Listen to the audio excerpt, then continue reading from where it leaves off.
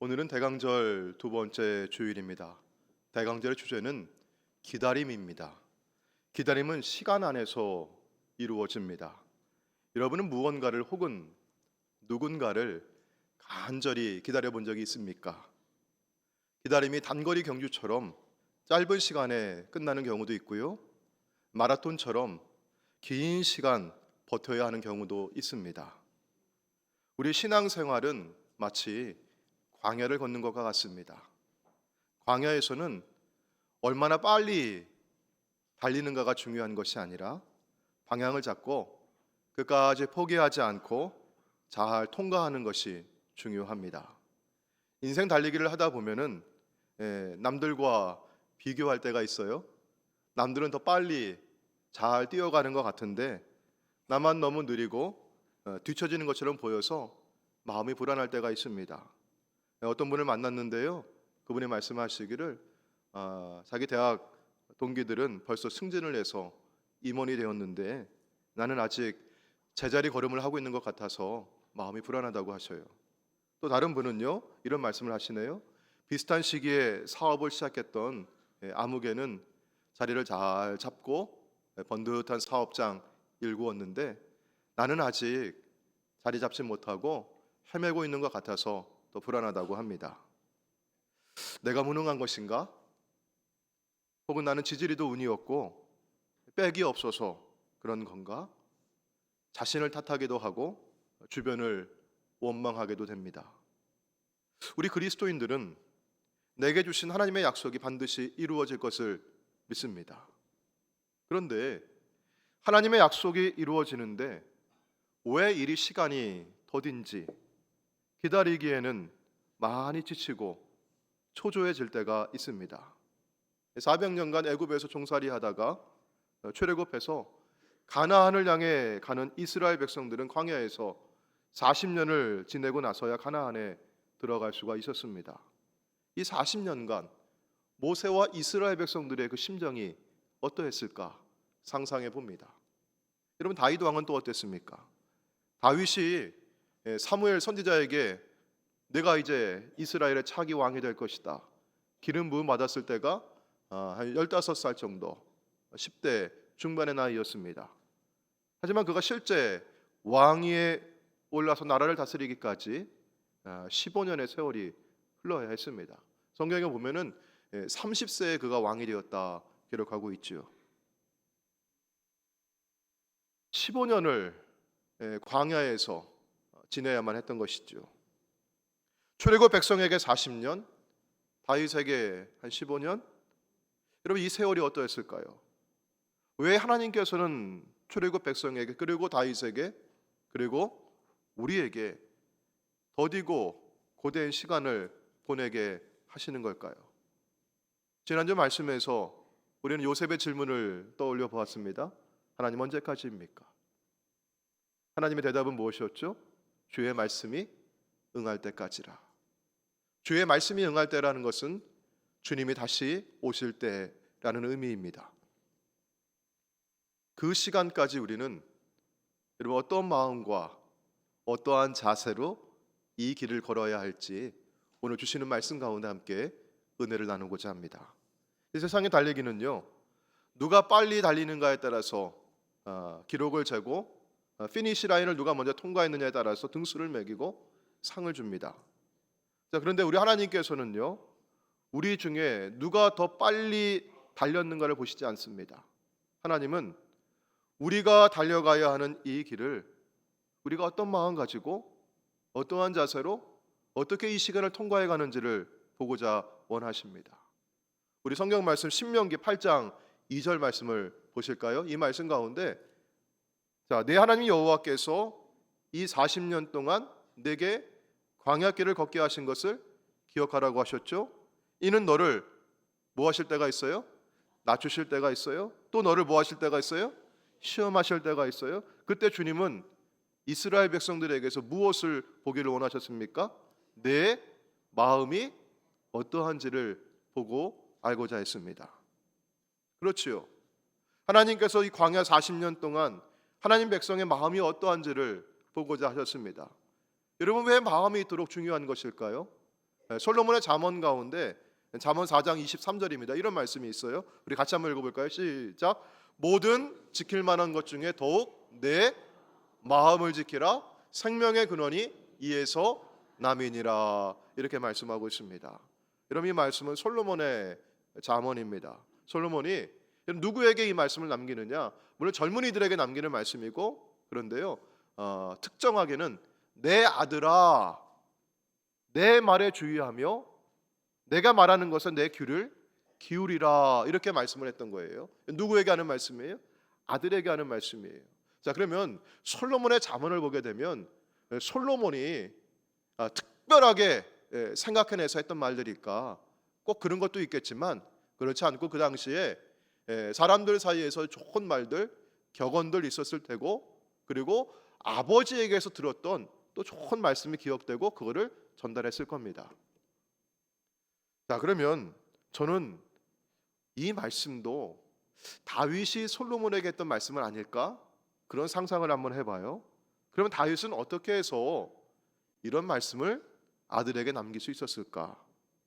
여러분, 다윗이 15년 동안 왕이 되기까지 광야에서 쫓기면서 했던 그의 경험, 그가 이 광야를 지나면서 내가 다른 무엇보다 더 지켜야 될 것이 내 마음이로구나, 내 마음 지키는 것이 이처럼 중요한 것이구나, 여러분, 이런 지혜에서 나온 것이 아니었을까요? 사람은 나를 둘러싸고 있는 환경이 어떠하냐에 따라서 그 마음이 많이 달라집니다. 여러분, 좁은 산골짜기에서 혹은 아주 거친 광야에서 나고 자란 사람보다는 넓은 평야, 넓은 대륙에서, 초원에서 나고 자란 사람이 마음이 어떻겠어요, 여러분? 더 부드럽고 더 넓고 포용적일 겁니다. 지금 내가 가는 길이 또한 그렇습니다. 여러분, 만약에 우리가 지금은 겨울이라서 우리 외투를 두껍게 입고 있지만 여름에 우리가 시원한 옷, 짧은 옷을 입고 어딜 가는데 그 길이 가시밭길이에요. 그럼 여러분 어떻게 했어요? 그 길을 한참을 가시밭을만 헤치면서 가다 보면은 발에는 가시가 박힐 것이고, 여기 얼굴부터 온 몸이 여러분 어떻게 가시로 인해서 긁히고 상처나고 가시가 박히고 그렇게 될 거예요. 여러분, 우리 마음도 그렇습니다. 몸만 그런 게 아니에요. 내가 고달프고 거칠고 힘든 길을 오래 걷다 보면 내 마음도 그렇게 모질어지고 거칠어지고 그렇게 굳어지는 것입니다. 자, 지금 내가 주님 원하시는 길을 걷고 있는데 이 시간이 많이 더디고 내가 처져 있다고 하는 그런 마음이 든다면 마음이 조급해집니다. 여러분, 마음이 급해지다 보면은요, 어떤 경우 있으세요? 시계를 잘못 볼 때가 있어요. 마음이 급하다 보니까 시간을 1시간 이르게 보기도 하고 늦게 보기도 하고 그런 경험이 있습니다. 급해지면 내 마음에서 시간을 착각합니다. 아직 때가 안 되었는데 지금이 그때다 하면서 조급한 마음이 들고, 지금 이때를 놓치면 다시 내게 기회가 있을 수 없으니 지금 내가 나서야 하겠다고 하는 그런 마음이 듭니다.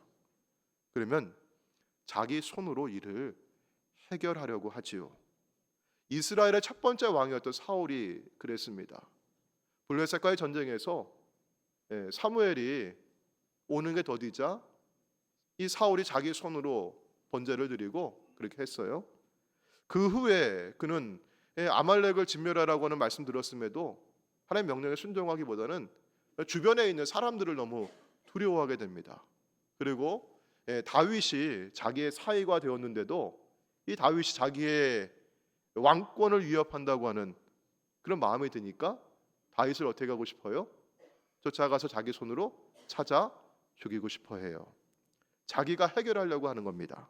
자, 그런데 다윗은 사울에게 쫓겨 15년 동안 광야를 헤매면서 이런 그 세월을 어떻게 보내었습니까? 인간적으로 볼 때 그에게 기회가 없었던 것은 아니에요. 사울을 죽일 수 있는 기회도 있었습니다. 자, 첫 번째 기회는요, 사울이 다윗을 쫓다가 뒤가 마려워가지고 뒤를 보러 굴에 들어갔을 때였습니다. 그 굴 안에 다윗과 그의 사람들이 있었거든요. 자, 사무엘상 24장 4절입니다. 제가 읽어볼게요. 다윗의 사람들이 이르되 보소서, 여호와께서 당신에게 이르시기를 내가 원수를 내 손에 넘기리니 내 생각에 좋은 대로 그에게 행하라 하시더니 이것이 그날입니다. 오늘이 그날입니다. 다윗이 어떻게 했어요? 맞아, 지금이 그날이야 하지 않았습니다. 슬그머니 사울의 겉옷자락을 베었던 것뿐입니다. 자, 두 번째 기회는요, 사울이 다윗을 쫓으며 광야에서 진을 치고 진영 가운데 밤에 누워 있는데 다윗과 몇 사람이 그 사울의 진영에 몰래 들어갑니다. 그러고 나서 여러분 사울에게 이르렀을 때 옆에 있는 아비새가 다윗에게 이런 말을 합니다. 사무엘상 26장 8절이 있죠. 아비새가 다윗에게 이르되 하나님이 오늘 당신의 원수를 당신의 손에 넘기셨나이다. 그러므로 청하오니 내가 창으로 그를 찌르겠습니다. 두 번 찌를 것도 없습니다. 단번에 땅에 박아버리겠습니다. 두 번의 기회에 모두 사람들은 뭐라고 얘기하죠? 지금이 그때입니다. 오늘이 바로 그날입니다. 그러나 이때마다 번번이 다윗은요, 자기 손을 들어서 사울을 해하지 않았습니다. 왜 그랬을까요? 분명히 좋은 기회였는데 세상이 다 변하고 도덕이 무너지고 인륜이 무너져도, 여러분 지금 다윗을 잡아 죽이려고 하는 자가 누구예요? 사울이죠. 그 관계가 어떻습니까? 장인과 사위예요. 장인이 사위를 죽이려고 한다 할지라도 사람들은 뭐라고 얘기할까요? 맞아, 인륜이 무너졌어. 다윗도 사위도 장인 죽일 수 있지, 그렇게 얘기했을 거예요. 그러나 다윗의 마음속에 있는 믿음은 무엇이었는가?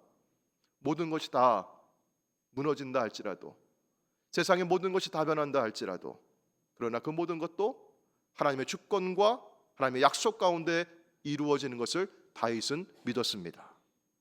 우리 다윗의 말을 한번 직접 들어볼까요? 자, 사무엘상 26장 9절부터 11절입니다. 여러분 우리 같이 한번 다윗의 마음 가지고 천천히 같이 한번 읽어볼게요. 자, 시작. 다윗이 아비새에게 이르되 죽이지 말라. 누구든지 손을 들어 여호와의 기름 부음 받은 자를 치면 죄가 없겠느냐 하고, 다윗이 또 이르되 여호와께서 살아계심을 두고 맹세하노니 여호와께서 그를 치시리니, 혹은 죽을 날이 이르거니와 또는 전장에 나가서 망하리라. 내가 손을 들어 여호와의 기름 부음 받은 자를 치는 것을 여호와께서 금하시나니 너는 그의 머리 곁에 있는 창과 물병만 가지고 가자. 여러분 누가 하신다는 거예요? 하나님께서 하신다는 겁니다. 그러니 내가 손을 들어서 내 손 가지고 하나님의 주권을 침해하는 것을 하나님께서 기뻐하시지 않는다는 것이죠. 우리가 급한 상황에서 지금이 바로 그 기회다 할 때, 그때 우리가 어떻게 내 마음을 지킬 수 있을까? 하나님의 주권을 인정하고 하나님의 약속을 신뢰하는 믿음을 가지시길 바랍니다. 분명히 하나님의 시간이 있습니다. 하나님의 일하시는 방법이 있습니다. 그러니 하나님의 시간에, 하나님의 방법에, 하나님의 손에 맡겨 드리기를 바랍니다. 10대 후반에 중반에 이스라엘의 왕으로 차기로 기름은 부음을 받고 나서 15년 정도를 광야를 통과하며 쫓기며 지낼 때 이 다윗에게 이 시간은 영적인 싸움이었습니다. 근데 다윗은요, 이 싸움의 본질이 무엇인지를 꿰뚫어 보고 있는 거죠. 얼마나 빨리 내가 왕이 되느냐, 이게 문제가 아니었어요. 내가 왕이 되어서 얼마나 오랫동안 나라를 다스리느냐, 혹은 내가 왕이 되어서 얼마나 내가 큰 나라를 이룰 것이냐, 이게 이 싸움의 본질이 아니었다는 것이죠. 다윗이 마음속에 품고 있었던 것은 내가 왕이 되기까지 어떤 마음 가지고 이 시간을 통과할 것인가, 그리고 내가 왕이 되어서도 어떤 자세를 가지고 나라를 통치하고 주님의 뜻을 이루어갈 것인가, 내가 마음을 어떻게 지킬 것인가, 이것이 다윗의 관건이었습니다. 우리에게도 다윗과 같은 영적인 싸움이 있습니다. 그리고 광야와 같은 이 길을 걷고 있습니다. 이 길 위에서 우리는 어떤 마음과 어떠한 자세로 이 길을 걸어야 하겠습니까? 먼저 오늘 본문의 말씀 가운데 4절에서 베드로 사도는 이렇게 말씀합니다. 자, 4절 말씀 같이 한번 읽어볼게요. 자, 시작. 그리하면 목자장이 나타나실 때 시들지 아니하는 영광의 관을 얻으리라. 아멘. 여러분, 여기 목자장이 누구인가요? 예수님이시죠? 예수님께서 나타나실 때, 예수님께서 오실 때, 예수님께서 재림하실 때, 그때 예수님은 심판주로 이 땅에 오실 것입니다. 주님은 면류관으로 우리에게 상급을 예비해 주십니다. 자, 그리하면 시들지 않는 영광의 면류관을 얻겠다고 했어요. 그러면 여러분, 그리하면이라고 했으니까 앞에 어떻게 하면이라고 한 내용이 있겠죠? 자, 그 내용이 2절부터 3절까지 있는데, 먼저 교회의 지도자인 장로들에게 권면을 합니다. 여러분, 이 말씀을 읽으면서 장로가 누구냐 이런 질문을 하잖아요. 여기 보니까 1절에 나는 함께 장로가 되었다. 베드로 사도가 얘기하는 거죠. 아, 그러니까 저기 장로는 목사님을 두고 얘기하는 것이로구나. 그렇게 읽을 수도 있겠죠. 근데 여러분, 우리가 여기 장로님은 목사와 장로 모두를 말하는 겁니다. 교회의 지도자를 두고 얘기하는 것이죠. 자, 우리 교회 지도자들에게 무엇을 권면하고 있는가? 우리 2절과 3절 말씀 같이 읽습니다. 시작. 너희 중에 있는 하나님의 양무리를 치되 억지로 하지 말고 하나님의 뜻을 따라 자원함으로 하며 더러운 이득을 위하여 하지 말고 기꺼이 하며 맡은 자들에게 주장하는 자세를 취하지 말고 양무리의 본이 되라. 아멘. 주님이 다시 오시는 날까지 교회의 지도자들에게 해야 할 일이 있습니다. 여러분, 뭐죠? 하나님의 양무리를 돌보라고 하는 것입니다. 하나님의 양무리라고 하는 말이 참 위로가 됩니다. 여러분, 누구의 양입니까? 하나님의 양입니다. 하나님의 양입니다. 자, 그런데 또한 동시에 양이라고 하는 것, 양의 속성을 생각할 때 우리가 양이라고 하는 게 참 적절하다고 하는 그런 표현이 생각이 들어요. 양이 어떠한 동물입니까? 우리 성경의 이사야 53장 6절에 있는 말씀 보시면 이렇게 말씀하고 있죠. 우리는 다 뭐 같아서요? 누가 양이래요? 우리가 다 양이죠. 근데 양의 속성이 어떻대요? 양의 눈이 참 나쁘대요. 한 치 앞을 분간할 수가 없어요. 근데 그 양이요, 참 고집이 세대요. 그래가지고 지가 잘 보지도 못하면서 분간도 못하면서 지가 어떻게 돼요? 제 길로 가는 거예요. 고집이 세가지고. 그러니까 어디로 가는 겁니까?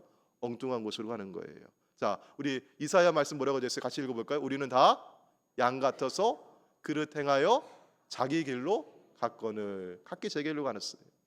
여러분, 양이 이런데 그 양을 돌보고 먹이고 그 양을 치는 것이 여러분 얼마나 고단하고 힘든 일이겠습니까?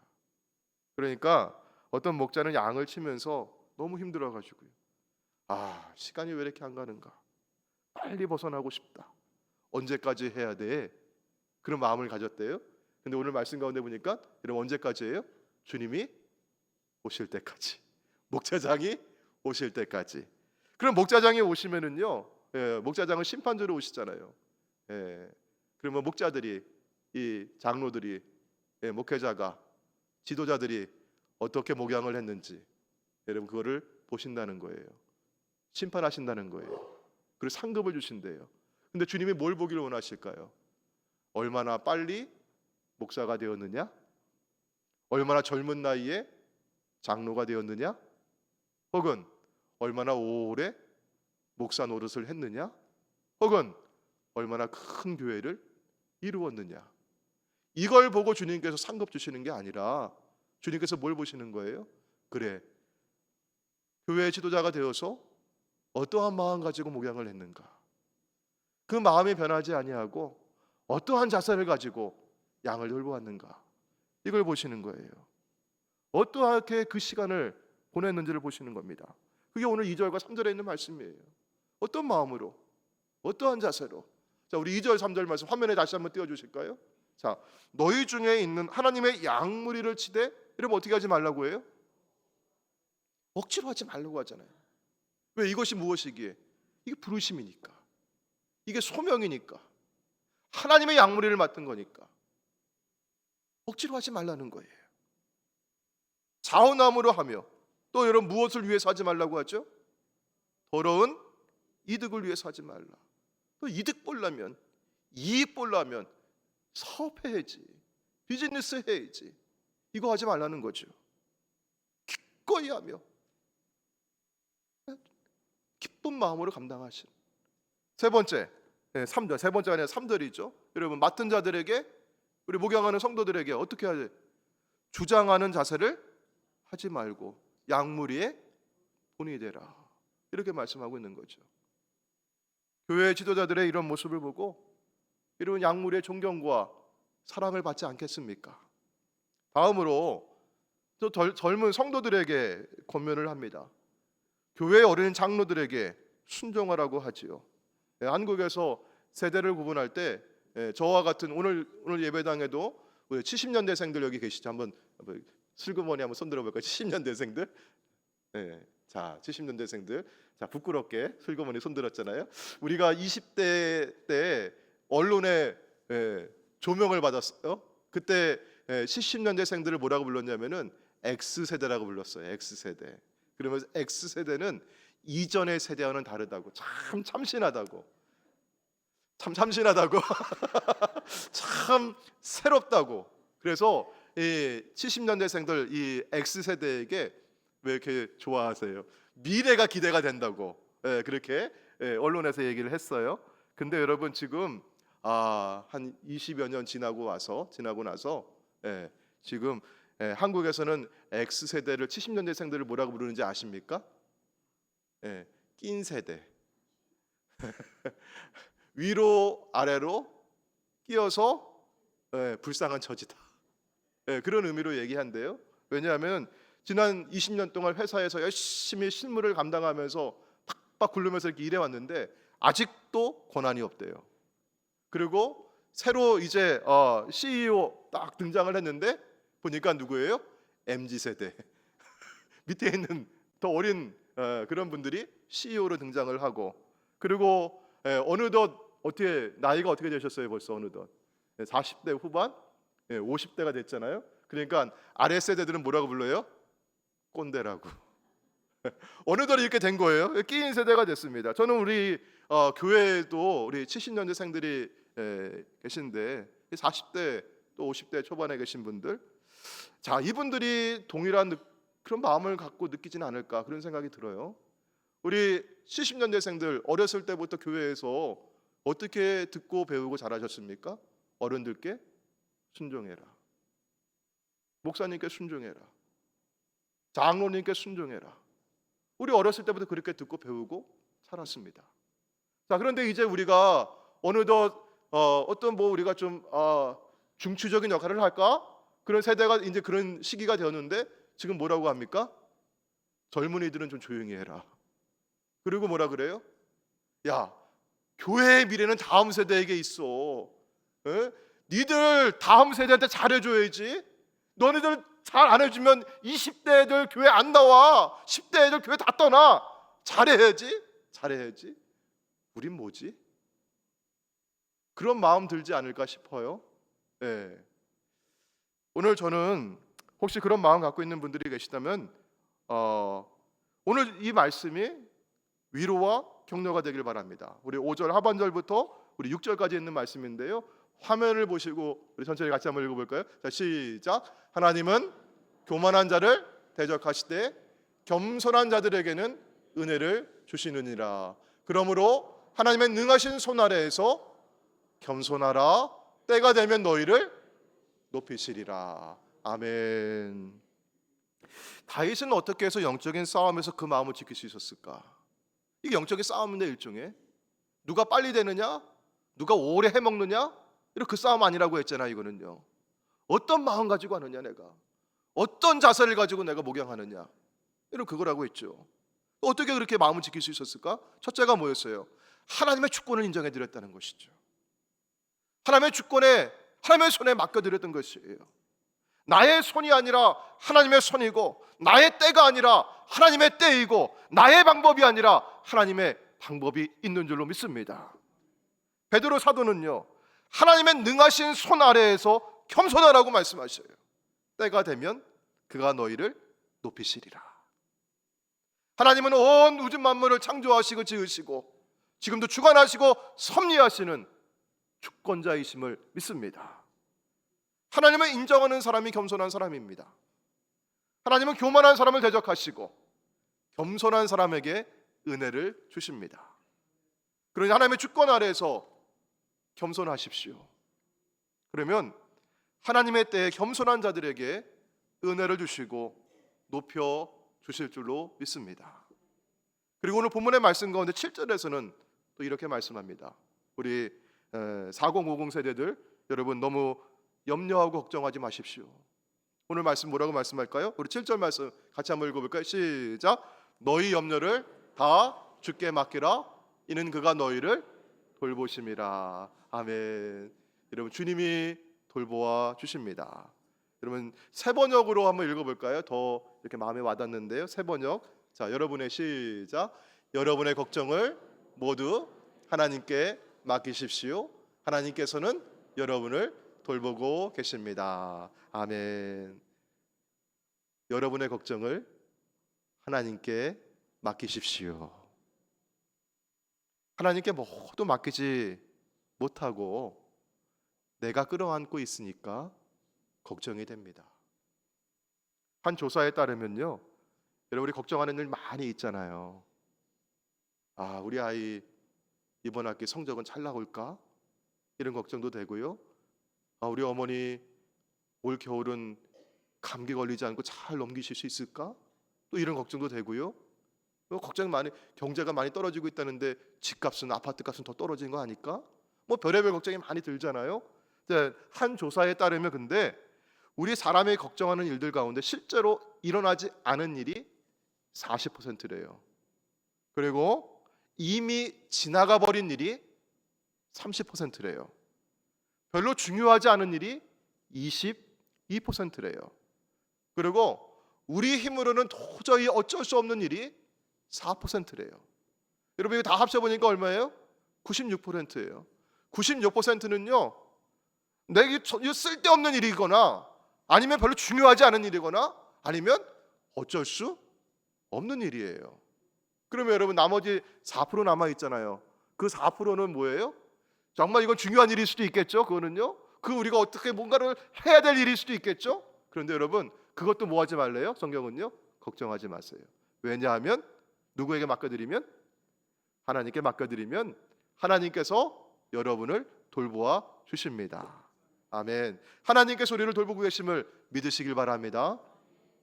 15세기 영성가인 토마스 아켄피스는 그리스도를 본받아라고 한 책에서 이렇게 고백을 해요. 제가 좀 긴 문장이지만 인용해서 읽어드리도록 하겠습니다. 오 주님, 저의 뜻이 주님을 향해 옳고 굳게 서 있으면 무슨 일이든지 주님이 기뻐하시는 대로 제게 이루어지게 하옵소서. 이는 주님이 제게 이루고자 하시는 것은 무엇이든지 항상 선한 것임을 믿기 때문입니다. 제가 암흑 속에 거하는 것이 주님의 뜻이라 하더라도 주님께 찬양을 드리겠습니다.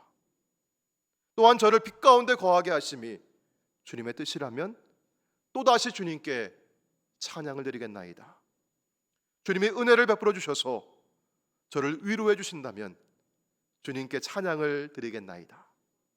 또한 저를 고통에 빠뜨리신다 할지라도 여전히 똑같이 주님께 찬양을 드리겠나이다. 아멘. 이것이 하나님께 모든 염려를 맡겨드린 신앙인의 고백이 아니겠습니까? 물론 어렵습니다. 왜냐하면 내가 염려하는 일들, 걱정하는 일들 여전히 그 자리에 그대로 있기 때문이죠. 하지만 우리가 찬송을 하면 그 일은 그대로 있어도 그 일을 대하는 내 마음은 달라집니다. 찬송하면 걱정이 사라지고 마음의 평안과 기쁨이 임합니다. 제가 좋아하는 주일학교 찬송 가운데 하나가 찬양이 언제나 넘치면 은혜로 얼굴이 환해요. 여러분 우리 찬양대 한번 볼까요? 할렐루야 찬양대. 여러분 얼굴이 어때요? 환해요? 네, 여러분 환해요? 환해요? 아주 환하죠? 네, 우리 할렐루야 찬양대 찬양이 넘치니까 얼굴이 환하고 우리 호산나 찬양단 찬양이 넘치니 얼굴이 환하고 우리 모두가 여러분 걱정 대신 우리 모두가 할 일이 뭘까요? 하나님 앞에 찬양을 올려드리는 것이 찬양하는 성도들 되시길 바랍니다. 아멘. 자, 이렇게 주님께 우리의 모든 걱정과 염려를 다 맡겨드리라 하고 바로 8절에서 베드로는 뭐라고 말씀하십니까? 근신하라 깨어라. 9절에서는요 믿음을 굳건하게 하라. 왜 그럴까요? 거기 보니까 뭐라고 되어 있어요? 대적 마귀가 뭐같이? 우는 사자같이 두루다니며 삼킬 자를 찾다가 틈만 생기면 비집고 들어오고 허술한 곳만 찾으면 달려들어서 물어 뜯기 때문이지요. 그래서 우리 성도들이 늘 깨어서 기도해야 합니다. 여러분 걱정 대신에 우리가 해야 될 일 두 번째는 뭐예요? 첫 번째는 찬양, 두 번째는 기도입니다. 기도하는 것이. 그런데 오늘 말씀을 이렇게만 마무리하면 이건 윤리이고 도덕일 수 있잖아요. 여러분 어떻게 우리 마음을 지킬 수 있겠습니까? 여러분 누구의 마음입니까? 그리스도 예수의 마음입니다. 너희 안에 이 마음을 품으라. 그 그리스도 예수의 마음이니. 예수님께서 하늘 보자 하나님과 동등됨을 취할 것으로 고집하지 아니하시고 자기를 비워서 종의 형체를 가지시고 사람의 모양으로 이 땅에 오셔서 죽기까지 십자가에 달려서 다 이루었다. 자신의 모든 것을 내어주시면서 우리를 위해서 죽으셨어요. 이것이 바로 교회 지도자의 모습이고 이것이 바로 하나님 뜻 안에 겸손한 성도들의 모습이 아니겠습니까? 사랑하는 성도 여러분, 주님의 마음을 품으시고 찬양하시고 기도하시길 바랍니다. 그래야만 하나님께서 이러한 은혜를 주십니다. 우리 10절 말씀 마지막으로 함께 읽도록 하겠습니다. 10절 시작. 모든 은혜의 하나님 곧 그리스도 안에서 너희를 부르사 자기의 영원한 영광에 들어가게 하신 이가 잠깐 고난을 당한 너희를 친히 온전하게 하시며 굳건하게 하시며 강하게 하시며 터를 견고하게 하시리라. 아멘. 사랑하는 창녕의 모든 성도들에게도 온전하게 하시고 굳건하게 하시고 강하게 하시고 터를 견고하게 하시는 주님의 은혜가 오늘과 내일 그리고 주님 다시 오시는 그날까지 함께 하시기를 축복합니다. 아멘. 우리 함께 찬양하시고 오늘 주신 말씀을 기억하면서 함께 우리 기도하겠습니다. 주님 다시 오실 때까지 함께 찬양하실 텐데, 예, 주님, 우리가 이기기 위해서 마음을 지키기를 원합니다. 우리 마음 가운데 주님의 마음을 부어주시고 겸손하게 목양하게 해주시고 겸손하게 섬기게 해주시고 억지로 하지 말고 자원하는 마음 가지고 주장하는 자세로 하지 말고 우리 섬기는 자가 되게 해주십시오. 주님, 걱정하지 않겠습니다. 두려워하지 않겠습니다. 겸손하겠습니다. 주님 믿고 걸어가겠습니다. 우리 함께 기도하기를 원합니다.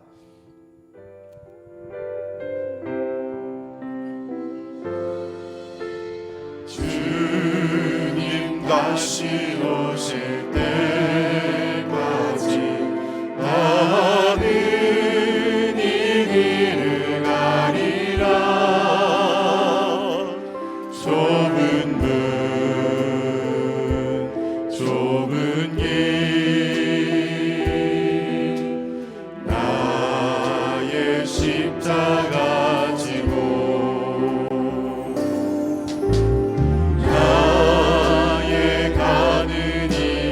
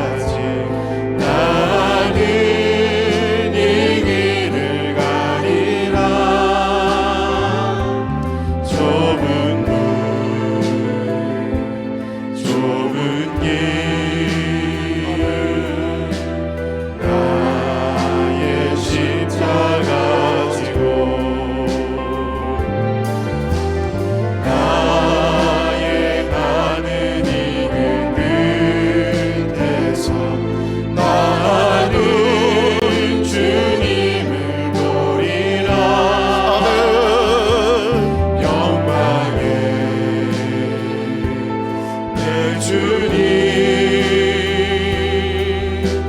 나를 맞아주시니 주님 다시 오실 때까지 나는 일어나 달려가리라 주의 영광 온 땅 덮을 때 나는 일어나 노래하네 내 사랑하는 주님 온 세상 누구시라 내 사랑하는 주님 영광의 왕이시라 내 사랑하는 주님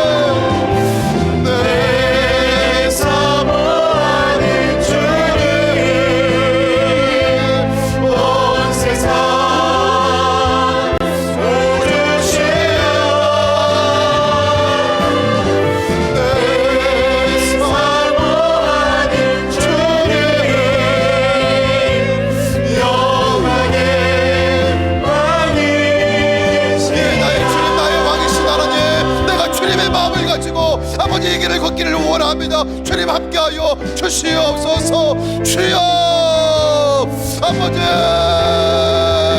하나님 감사합니다. 아버지 하나님 아버지 시간입니다. 믿음의 길을 걷기를 원합니다. 아버지 주님 다시 오시는 날까지 아버지 방해하지 아니하고 아버지 길을 걷겠습니다. 아버지 방해와 천만 길을 걷는다 할지라도 아버지 얼마나 방해하는 것이 걱정이 아니라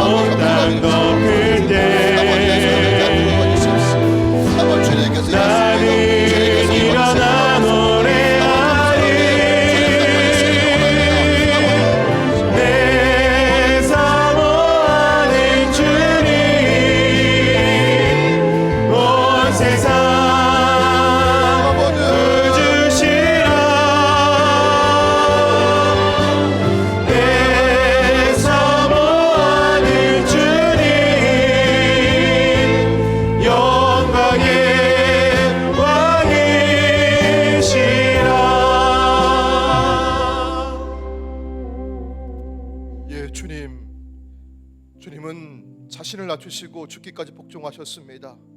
십자가에 죽으셨습니다. 이러므로 하나님의 그를 지극히 높여서 모든 이름에 뛰어난 이름을 주셨고 모두 예수의 이름 앞에 무릎을 꿇게 하셨습니다.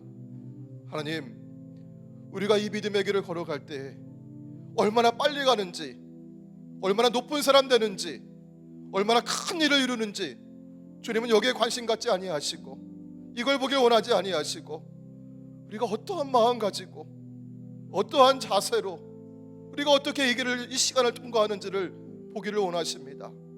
주님, 주님의 마음 품게 해 주시옵소서. 주님, 우리 가운데 임하여 주시옵소서. 억지로 하지 않도록 도와주시고 기꺼이 자원하는 마음 가지고 부르심에 순종하는 자들 되게 하여 주옵소서. 하나님, 때가 되면 주님 높여주실 줄로 믿습니다. 겸손하게 하여 주옵소서. 내 손을 들어서 내가 처리하려고 하지 않도록 도와주시고 하나님께서 이루어주심을 믿고 기다리게 하여 주옵소서. 하나님, 오늘 사랑하는 주의 백성들이 걱정하고 염려하는 대신에 찬양하고 기도하겠습니다. 하나님, 우리 가운데 평안을 부어주시옵시고 모든 것 강하게 하시고 견고하게 해주시옵시고 주님이 함께 하신다고 하는 믿음으로 걷게 하여 주옵소서. 우리 주 예수님의 이름으로 기도하옵나이다. 아멘.